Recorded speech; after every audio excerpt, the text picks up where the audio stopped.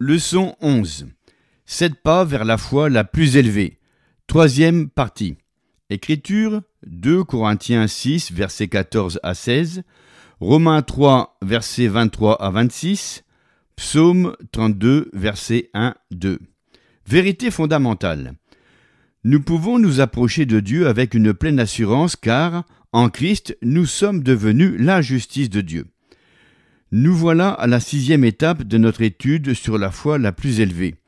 Dans cette leçon, je tiens à vous aider à mieux comprendre, d'après les Écritures, la signification des mots « juste » et « justice ».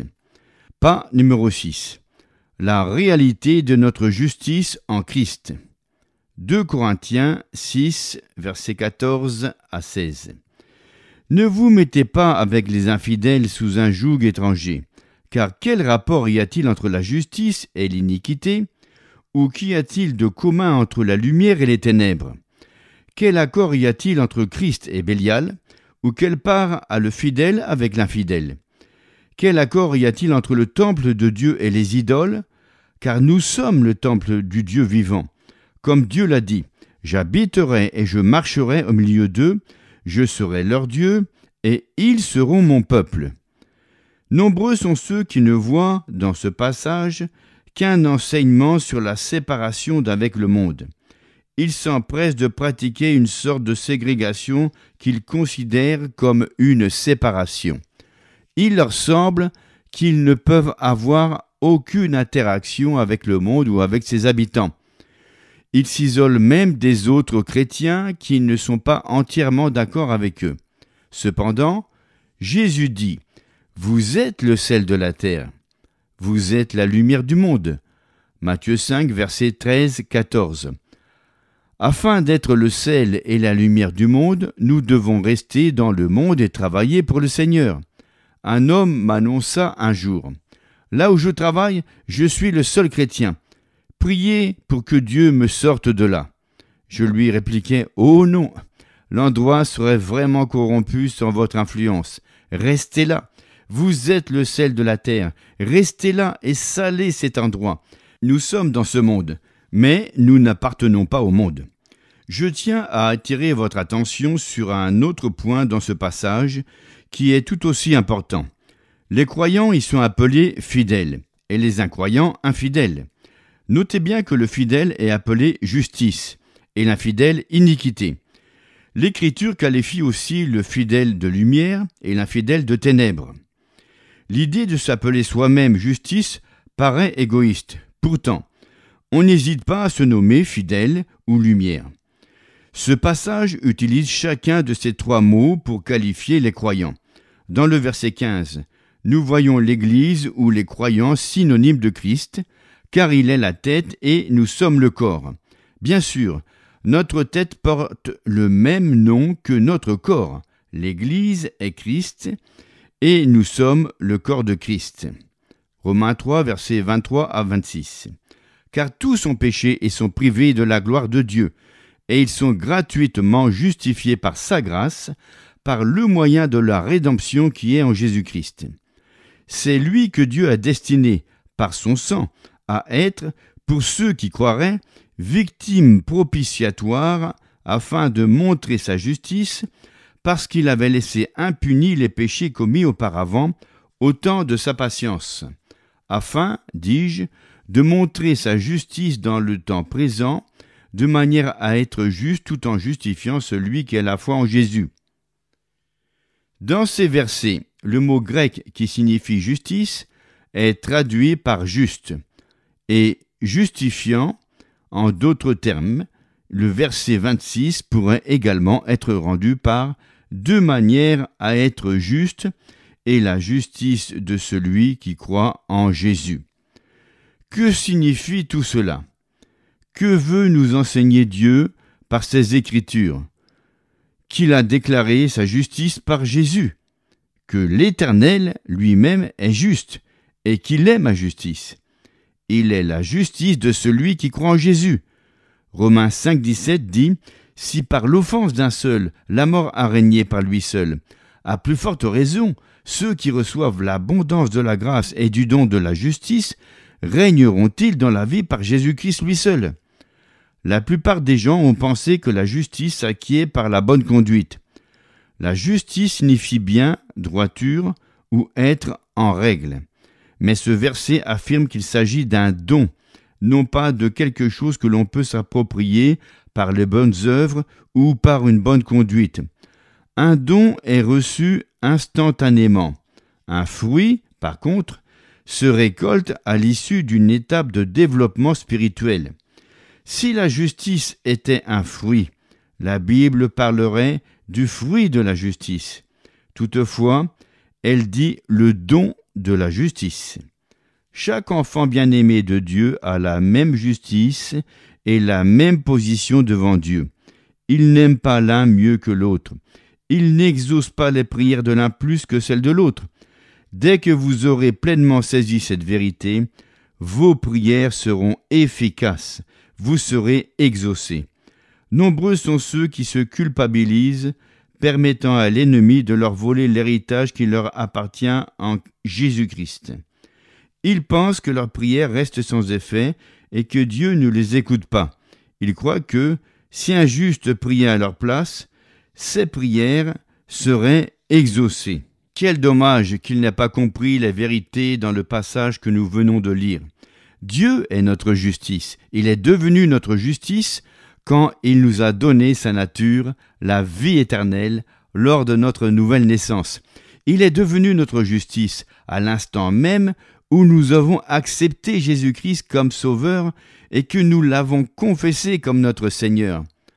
La première fois que j'ai entrevu les vérités de ces Écritures, j'étais un adolescent, cloué au lit par la maladie depuis 16 mois. Je ne comprenais pas vraiment ces versets à l'époque. Ils ne représentaient au début qu'un petit rayon de lumière dans un coin noir. J'avais les mêmes difficultés que rencontrent beaucoup d'entre vous à surmonter certains problèmes dans la vie ou à recouvrer la santé. En lisant ma Bible, j'ai découvert un jour Jacques 5, versets 14-15. « Quelqu'un parmi vous est-il malade ? Qu'il appelle les anciens de l'Église et que les anciens prient pour lui en loignant d'huile au nom du Seigneur. La prière de la foi sauvera le malade, et le Seigneur le relèvera. Et s'il a commis des péchés, il lui sera pardonné. » Mais pendant ma lecture, ma foi naissante a vite été éteinte par la pensée que mon Église ne croyait ni à la guérison divine, ni à l'onction d'huile. C'est alors que le Seigneur m'a adressé la parole. C'est la prière de la foi qui guérit le malade. Tu es capable de faire cette prière toi-même, aussi bien que n'importe qui. Je n'étais qu'un bébé en Christ. J'avais 16 ans et je n'étais sauvé que depuis quelques mois. Pourtant, le Seigneur déclarait que je pouvais faire cette prière.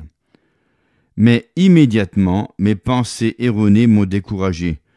Oui, je le pourrais, si j'étais juste. J'étais conscient de tous mes défauts et je savais que je n'étais pas juste, du moins selon ma compréhension de ce mot.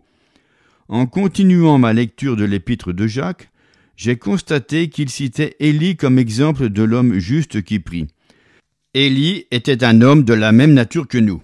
Il pria avec instance pour qu'il ne plût point, et il ne tomba pas de pluie sur la terre pendant 3 ans et 6 mois. Jacques 5, verset 17. En approfondissant cette étude, j'ai jugé qu'Élie ne correspondait certainement pas à l'idée que je me faisais d'un homme juste.